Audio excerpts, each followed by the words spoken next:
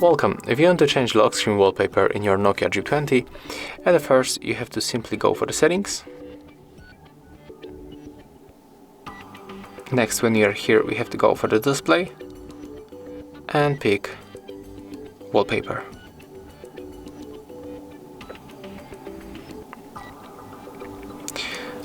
Here we got the preview of the lock screen and the home screen, so let's change wallpaper. For example, I'm going to pick landscapes and I will pick this one.